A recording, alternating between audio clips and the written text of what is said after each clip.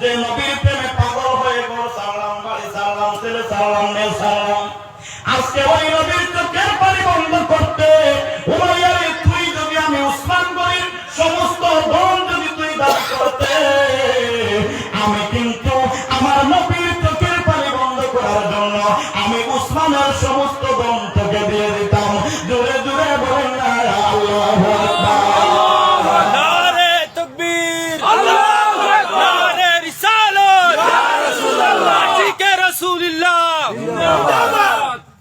লা ইলাহা ইল্লাল্লাহ, লা ইলাহা ইল্লাল্লাহ, লা ইলাহা ইল্লাল্লাহ, লা ইলাহা ইল্লাল্লাহ, লা ইলাহা ইল্লাল্লাহ, লা ইলাহা ইল্লাল্লাহ।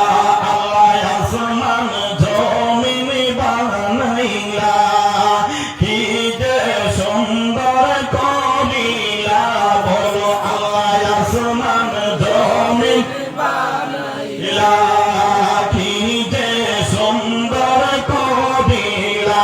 আরে সবার শ্রেষ্ঠ নূর নবীকে, সবার শ্রেষ্ঠ নূর নবীকে এই দৌরাতে পাঠাইলা। লা ইলাহা ইল্লাল্লাহ, লা ইলাহা ইল্লাল্লাহ, লা ইলাহা ইল্লাল্লাহ, লা ইলাহা ইল্লাল্লাহ, লা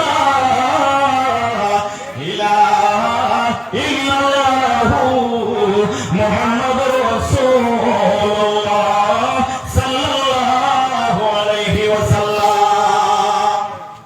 হযরত বিলালকে কিনে আনা হয়।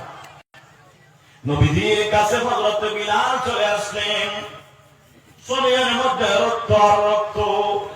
ও বন্ধুরা আমার, হযরত বিলাল নবীকে দেখে নবীজিকে জড়িয়ে ধরে বলেন, ইয়া রাসূলুল্লাহ, নবী গো, স্বপ্নে আপনাকে দেখলাম গো নবী, কিন্তু মনের মধ্যে বড় জ্বালা, মনের মধ্যে বড় জ্বালা ছিল গো নবী। নবী গো, এই ইসলামের জন্য আমি বিলাল থেকে আজ দিন পর্যন্ত কোন মানুষ এত নির্যাতন সহ্য করে না। নবী গো, আমি বিলাল এতটুকু সহ্য করেছি গো নবী, কিন্তু নবী গো, আজকে আপনি সরাসরি আপনাকে আমি পেয়েছি গো নবী। নবী গো, আমার মনের মধ্যে আর কোন দুঃখ নাই। দূরে দূরে বলেন না আল্লাহু আকবার। হযরত বিলাল এখন পুরো শান্ত হয়ে গেলেন। এখন হযরত বিলালকে মসজিদে নববীর মধ্যে নবীজি রেখে দিলেন আর বললেন, বিলাল, তুমি যেহেতু এত কষ্ট করেছো ইসলামের জন্য, তুমি এক কাজ করো, মসজিদে নববীর মধ্যে থাকো, এখানের মধ্যে খানা আসবে, যেই সময় খানা আসবে এই সময় খেয়ে নিও, আর তুমি মসজিদে নববীর মধ্যে আযান দিও। বলেন সুবহানাল্লাহ। সুবহানাল্লাহ। কেমন কপাল আর কারো হতে পারে? বন্ধুরা আমার, এত প্রেম ভালোবাসা দিনের জন্য, ইসলামের জন্য সাহাবীরা কত কষ্ট। একদিন প্রায় সপ্তাহখানিক চলে গেছে, বিলালের কোনো খাবার নাই। বিলাল দেখলেন যে সপ্তাহখানিক চলে গেল, অসুস্থ হয়ে যাব। হযরত বিলাল মসজিদে নববীর একদম দরজার কিনারে শুয়ে আছেন। ভাবলেন হয়তো নবীজি যাওয়ার সময় সঙ্গে করে নিয়ে যাবেন। নবীজি গর্ব মসজিদে নববী থেকে বের হইতেছেন। বিলালকে ডাক দেওয়ান, বিলাল, কেন এখানে শুয়ে আছো?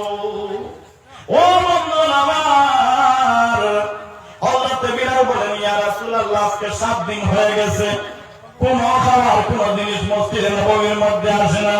বন্ধু আমার, হযরত বিলাল বলেন, আমি দেখলাম নবীজি আমার দিক থেকে মুখটা ফিরিয়ে চলে গেলেন। বলেন আল্লাহু আকবার। আল্লাহু আকবার। আমার নবী চলে গেছেন, এখন আবু বকর বাকি আছেন, ওমর বাকি আছেন, আলী বাকি আছেন, উসমান গনি বাকি আছেন। এরপরে হযরত আবু বকর বের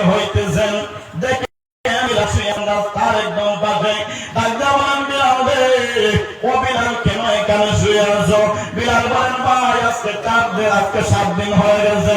হযরত